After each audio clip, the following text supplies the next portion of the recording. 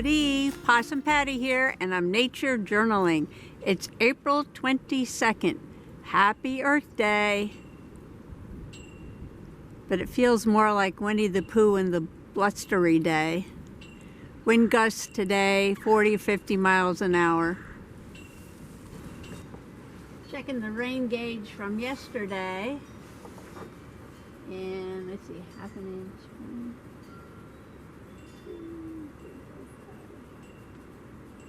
So it looks like 6/10 of an inch, a little more than half an inch of rain. Put that in the journal. This is the sand mound for the septic system.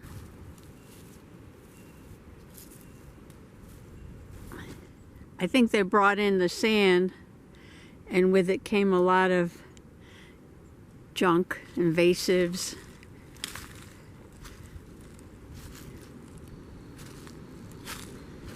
There are some sedges growing here, and some of those white violets.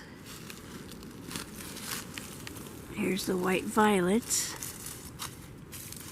And this is a poke.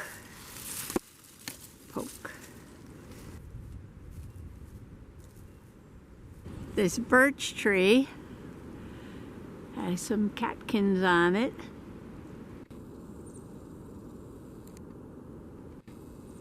Way up high there.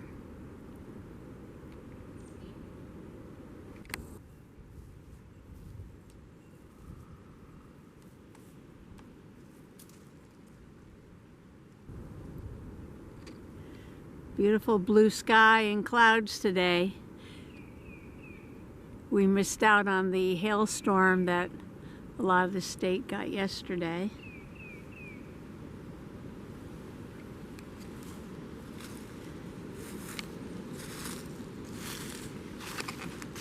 Here's one of those beautiful mulleins. I have to give it a little pet. Little bunny ears. Now every time I see one, I'm going to be thinking about Monet because he had them in his garden. I learned that yesterday. Some rocks. Well, there's a different rock than what I usually see. I've only been finding metamorphic gneiss, but that's not what this is. This is like shale. We can bring that in and look at it. Mostly what I find is this metamorphic gneiss. Very pretty.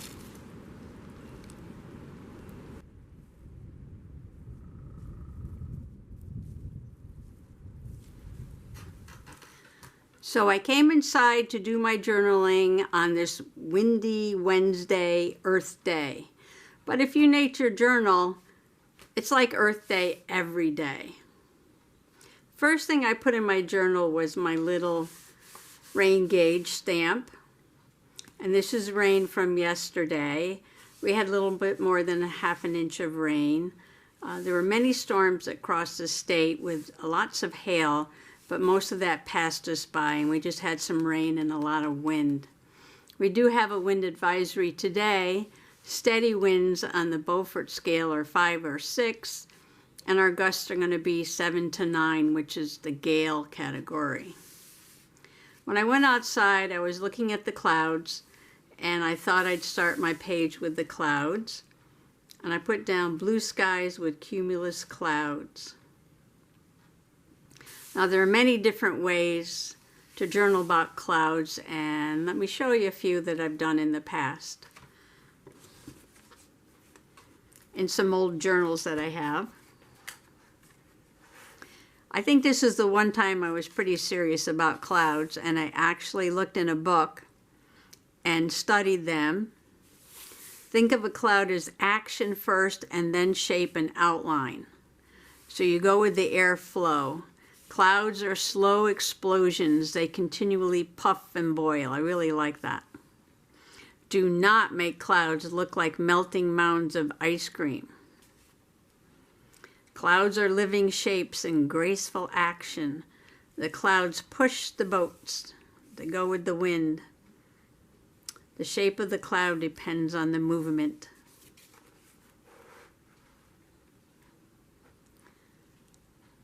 To make your subject appear lofty, you put the cloud base behind it. And the best way to paint a cloud is to block it in masses of light and dark and avoid outlines at all costs. Don't forget the light source. And anything that hides part of a cloud must be high. So this was my one serious day on studying clouds and actually making them look like clouds.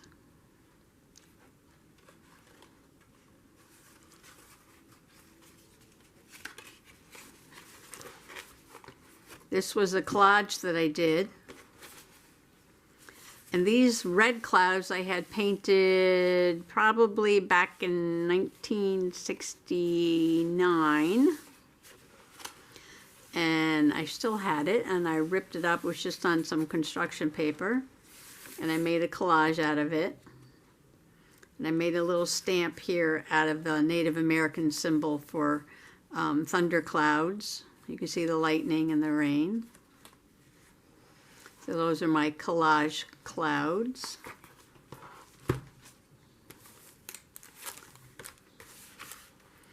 One day I saw a rainbow in a cloud, and I studied that, and it was an iridescent cloud forming where there are especially tiny ice crystals or water droplets in the air that cause the light to be diffracted or spread out, creating a rainbow-like effect in the clouds. And it was quite amazing to see this rainbow in the cloud. And I also saw a sundog, or a halo of rainbow colors around the cloud. And those are formed from larger ice crystals.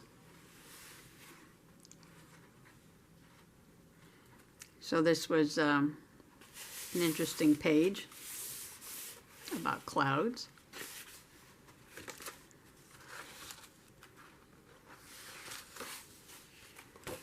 Now here's some really, really bad looking clouds. They kind of look like little fried dough bits. Wind gusts 40 to 60 miles an hour. Looking to the west, I put. Clouds were moving fast. But they don't really look much like clouds at all.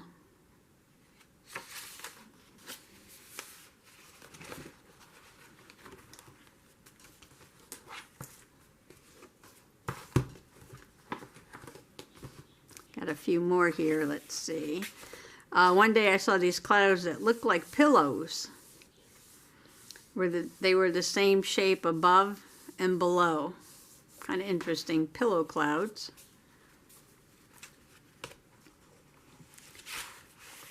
And one day I saw 4 kinds of clouds. Gray with a white edge, all dark gray, white with a gray edge, and pink with a gray edge, and these were my favorite that day. They all look like cumulus clouds too. All seen within 10 minutes at sunset. These aren't too bad.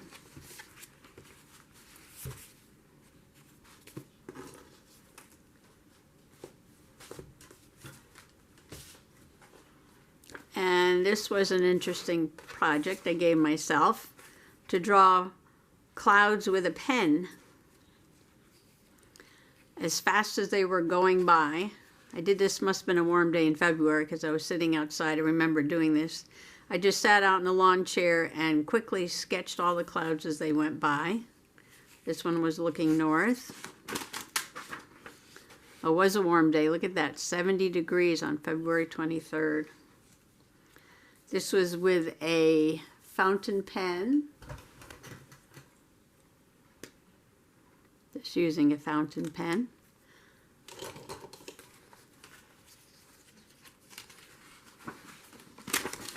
Looking west.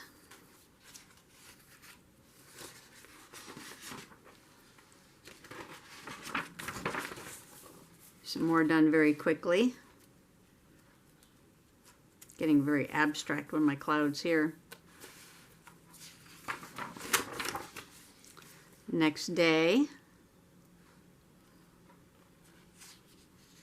It was kind of fun just to sit there and sketch some clouds. On this day I found out that my pen did smudge a bit, so I added that to my technique to make them grayer. So there's all different ways to record clouds, and as you can see, I do study clouds. My pictures, except for that one study, weren't very serious. Then I decided to journal about my tiny treasures.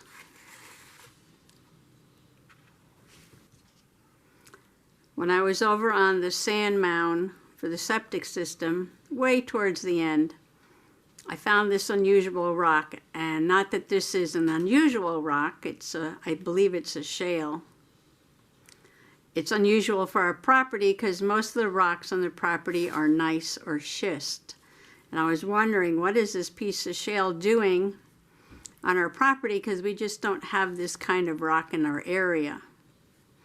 Now, shale rock is very easy to break layers off like that with just using your fingers. And then I thought about the rock I brought in yesterday that had the crustose lichen on it, and I just smashed that against a rock and that broke off. It's a little bit harder though. This might be more of a slate than a shale, but this definitely has to be some kind of mudstone shale or something. I looked at it with the zoomie and you can see the layers.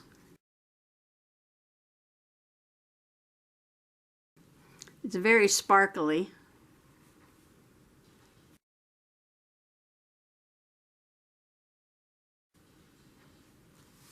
So I tried to make it very, also sheds a lot. Tried to make it very sparkly on the page.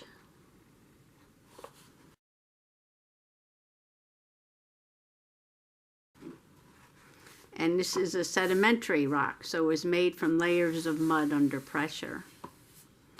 I made a couple notes about shale. It's laminated, that means it's made of many thin layers. And it's fissile, which means it readily splits into thin pieces along laminations. And you can see I could just do that with my fingers. It breaks right apart. And so I went from the ethereal to the sedimentary, and then my last tiny treasure to the minuscule. And this moss was so small, almost like a green algae looking film on the mud. I wouldn't even have noticed it at all, except for it had a little tiny forest of sporophytes.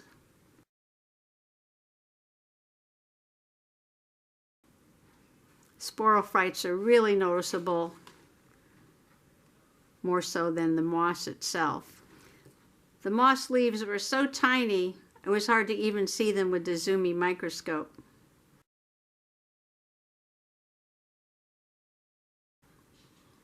And the sporophytes were at least 1 centimeter tall. Maybe some of them are a little bit taller.